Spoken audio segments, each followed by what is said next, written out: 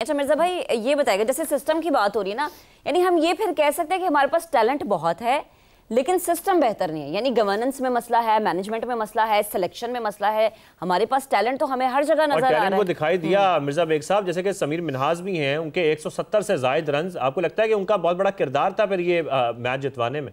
देखिए, टैलेंट तो हमारे पास है, इसमें कोई शक नहीं। माजी में जिस तरीके से अंडर 19 टीम का सिलेक्शन होता रहा है उस पर बड़े सवालात उठते रहे। और जिस तरह सवेरा कह रही थी कि एक साबिक कप्तान के बेटे को अकोमोडेट करने के लिए उन्होंने पिछले साल एक मैच के बाद ही अंडर 19 खत्म कर दी, तो इस तरह से नहीं होना चाहिए। टैलेंट है हमारे पास और इस टैलेंट को संवारना निखारना क्रिकेट बोर्ड का काम है। अंडर 19 में लड़के अननोन होते हैं, उनका जब सिलेक्शन होता है तो पता नहीं चलता कि कौन कहां से आया, सिफारिश चलती है। लेकिन ये टीम मेरिट पर मुंतखब हुई थी। आप अंदाजा लगाइए, एक ऐसा गुलदस्ता है कि पाकिस्तान के मुख्तलिफ शहरों से क्रिकेटर्स इस टीम में शामिल हुए। इरफान यूसुफ जो कप्तान है उनका कसूर से ताल्लुक, समीर मिन्हाज उनका ताल्लुक जो है मुल्तान से, फास्ट बॉलर अली रजा जो है वो सियालकोट के, मोहम्मद सयाम जो है वो लोअर दी खैबर पख्तूनख्वा के। तो ये सारे क्रिकेटर्स पाकिस्तान के मुख्तलिफ इलाकों से आए। टैलेंट को इन्होंने जो है वो एनकरेज किया है, जिसकी वजह से पाकिस्तान को कामयाबी मिली। आइंदा मुस्तकबिल में इन्हें इसी तरह से टीम का इंतखाब करना चाहिए, मेहनत करनी चाहिए जैसे सब कह रहे हैं, और मेरे ख्याल में फिर पाकिस्तान के कामयाबी। अच्छा अजहर, मैं ये पॉइंट आपकी जानिब लाऊंगा। जब हम ओवरऑल प्लेयर्स की बात हो रही है और हम ये भी देख रहे हैं कि पाकिस्तान के जो जूनियर लेवल के जो प्लेयर्स हैं ये डोमिनेट करते हैं भारत के खिलाफ, तो इसमें ये बड़ा मैटर करता है कि जैसे कि आप अंडर ट्रेनिंग आपने कराई भी, अंडर 19 की मुल्तान में एक कैंप लगा, उसमें भी हमने पहले भी जिक्र किया कि तकनीकी और ज़हनी तौर पर भी उनको तैयार किया जाता है। फिर हम ये भी देख रहे हैं कि इस वक्त इनको एक मीडिया स्पॉटलाइट से दूर रखा जा रहा है ताकि उनका फोकस डाइवर्ट ना हो, तो उनको ज़हनी तौर पर भी इस तरीके से मैनेज करना कितना ज़रूरी है एक नए टैलेंट को? देखिए, सबसे पहले मैं इकबाल भाई ने एक बात की है, किसी बेटे के खेलने के लिए टूर्नामेंट बंद हुआ, तो सबसे पहले मैं इकबाल भाई, आप बहुत सीनियर हैं, मैं उस वक्त मौजूद था, सिलेक्शन भी मैंने की थी और मुझे पता है कि ये सिर्फ उसकी वजह से नहीं हुआ, ये कोई और चीज़ें थी जिसकी वजह से टूर्नामेंट रुका था। और जिस प्रोसेस के लिए बाकी प्लेयर सिलेक्ट हुए थे वो उसी प्रोसेस से सिलेक्ट हुआ था। He was a top run getter in the 7 trial matches he played, और आज वो फर्स्ट क्लास और डोमेस्टिक क्रिकेट में साबित कर रहा है कि उसकी सिलेक्शन ठीक थी। अनफॉर्चुनेटली उससे परफॉर्म नहीं हुआ। ये हमारे लिए हमारा एक वो वतीरा सा बन गया है। लोग इस चीज को बड़ा यूटिलाइज करते हैं कि जी नेपोटिज्म है। ये आजकल के जो क्राइटेरिया बेस्ड सिलेक्शन है ना, कोई प्लेयर आके नाजायज नहीं खेल सकता। आज कोई मुझे चैलेंज कर दे, जो 26 प्लेयर्स सिलेक्ट हुए थे कैंप के लिए, कोई एक प्लेयर पे आप उंगली नहीं उठा सकते। और हमेशा से मेरिट पे सिलेक्शन करने की मेरी भी रही है और कई जगह पे होती भी है, कई जगह पे अब जरूर हो जाता होगा, लेकिन हर चीज को हम नेपोटिज्म या कोई फेवरेटिज्म पे ले जाएं तो आई थिंक ये वो भी बात सही नहीं है। मुझे क्रेडिट करना यहाँ जरूरी यहाँ मौजूद। ठीक है, दूसरी बात रहेगी कि जो इनकी मेंटल टफनेस के ऊपर, हमने वहाँ मेंटल टफनेस के ऊपर स्पोर्ट्स साइकोलॉजी के सेशन भी किए थे, और ये बड़ा जरूरी है अजहर, क्योंकि जब आपका प्लेयर मेंटली डिप्रेशन में होगा वो कैसे खेल पाएगा। काशिफ मिन्हाज साहब हमें ज्वाइन कर चुके हैं, player of the tournament Sameer Minhaj के वालिद। काशिफ साहब, बेहद शुक्रिया वक्त देने के लिए। सबसे पहले तो आपको बहुत मुबारक हो। मुझे बताएंगे, जब आपको पता चला कि हमारे नौजवानों ने मैच जीत लिया, ट्रॉफी उनके हाथ में है, क्या आप फील कर रहे थे? भरपूर खुशी थी, एक प्राउड मोमेंट था मेरे लिए, मेरी फैमिली के लिए। खुशी से आंसू नहीं रुक रहे थे और पूरे पाकिस्तान के लिए एक बहुत प्राउड मोमेंट था वो। सही। तो ये काशिफ साहब, आपने हमेशा अपने बेटे को क्रिकेटर बनने के लिए ही उसको मोटिवेट किया कि बेटा क्रिकेटर ही बनना है, क्योंकि आपके एग्जैक्टली जी, मैं एक्चुअली खुद भी अंडर 19 रीजन मुल्तान खेला हुआ हूँ और इस वजह से मेरी ख्वाहिश थी कि मैं आगे नहीं खेल सका ड्यू टू सम रीजंस। मेरे फादर ने मुझे रोक दिया था, तो फिर मैंने सोचा कि क्यों ना अपने बच्चों पे ये अप्लाई किया जाए।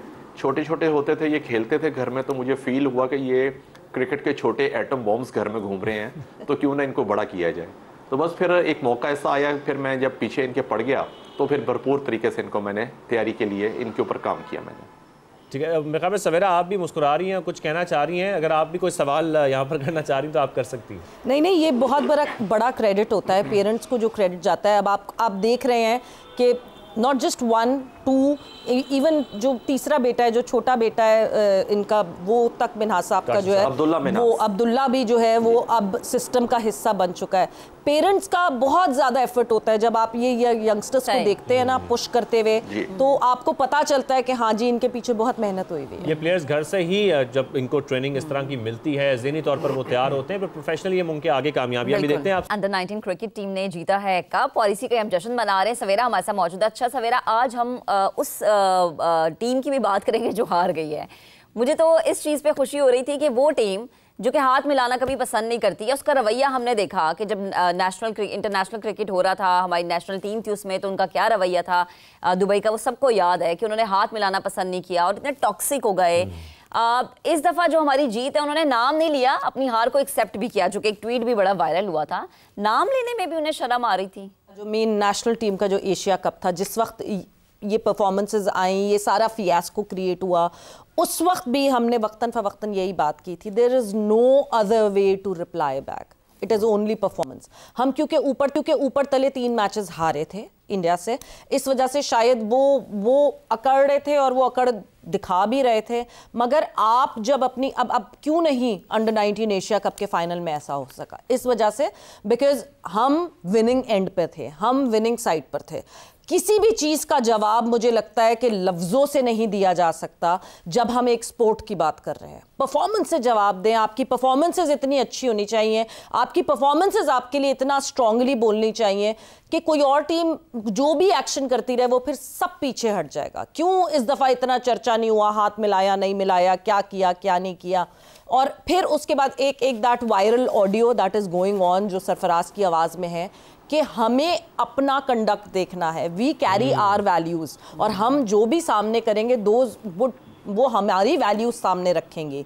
हम किसी और को देख के अपनी वैल्यूज़ को कभी भी डीरेल ना करें। क्योंकि अब बात हो रही है ना रवैये की, तो हम ये तो देख रहे हैं कि एक तरह से जो हमारे क्रिकेटर्स का रवैया था वो तो बहुत अच्छा रहा, और सामने से चाहे जैसा भी रवैया हो, एक तो हम ये भी देखते रहे कि सरफराज ने भी ये बात बड़ी क्लियर रखी और ये कहा कि आप लोगों को अपना रवैया ठीक रखना है। तो क्रिकेटर्स के लिए बड़ा इंपॉर्टेंट है कि नौजवान टीम को कोई ख़ास इस तरह की आपको लगता है कि कोचिंग दी भी गई थी या दी जानी चाहिए, ताकि जो हमारे रवैये हैं, जो स्पोर्ट्समैन स्पिरिट है, वो बरकरार रहे? जी सर, देखा जाए तो हमारा इस्लाम भी हमें यही चीज़ सिखाता है कि आपका अमल अच्छा होना चाहिए, दूसरों के साथ आपके रवैये अच्छे हों, प्यार मोहब्बत का दर्ज देता है इस्लाम।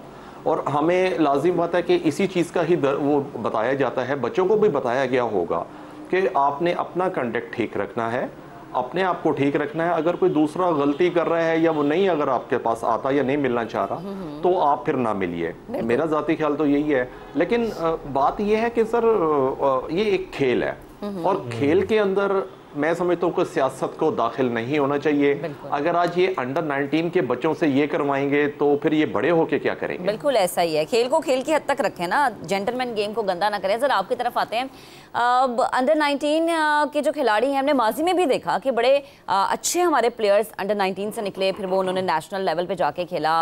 अब वो हमारे कौमी खिलाड़ी हम उनको कहते हैं, हमारे सुपरस्टार्स हैं। एटीट्यूड चेंज हो जाता है जब अंडर 19 में होते हैं, तब उनका एटीट्यूड कुछ और होता है, सबकी बात सुननी है, हर बात माननी है। जैसे कौमी खिलाड़ी, कौमी क्रिकेटर वो बन रहे हैं, इंटरनेशनल नेशनल खेल रहे हैं, तो वो हम देखते हैं कि उनका एटीट्यूड चेंज हो जाता है। फिर इनामात भी काफी ऐलानात हुए हैं। तो क्या इसके अंदर आप क्या देखते हैं कि क्या वजह है, बेसिक रीजन क्या होता है?